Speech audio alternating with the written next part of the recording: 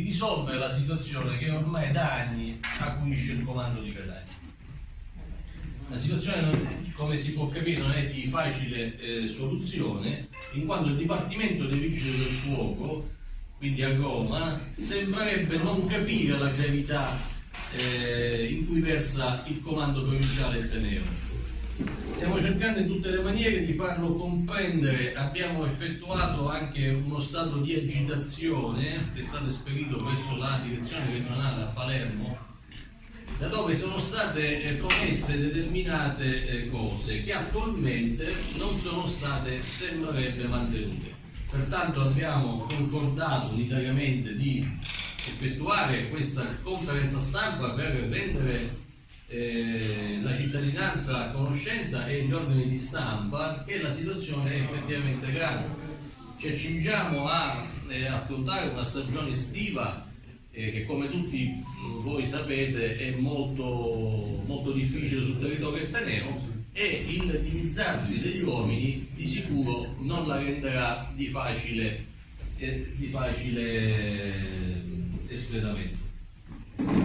Anche i mezzi di servizio, quindi i mezzi di soccorso che noi utilizziamo per spegnere gli incendi e comunque per prestare soccorso alla cittadinanza, risultano ormai vetusti. È pur vero che qualche mezzo è arrivato, ma se calcoliamo che i mezzi vetusti che abbiamo presso il comando di Catania sono tali e sono tanti, non bastano per espletare il soccorso tecnico urgente. Faccio solo un esempio.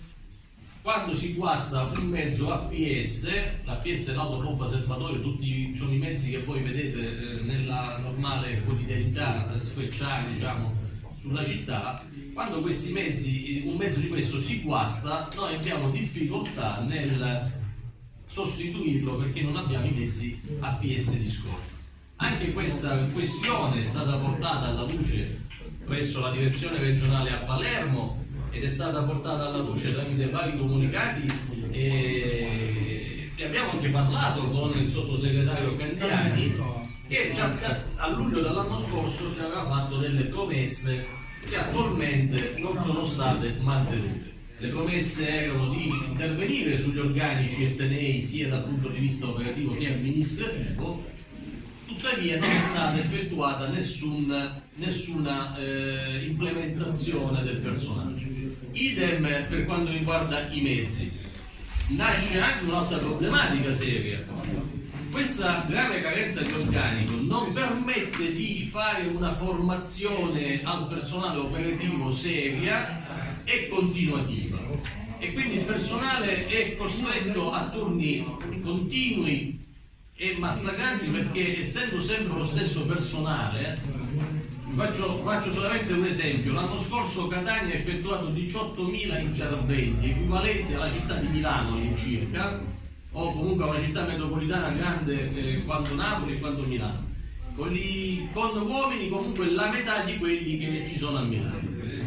Tanto guarda un decimo delle riprese. Ah, già, no, sembra che sia stato no, non è che arriveranno anche perché penso che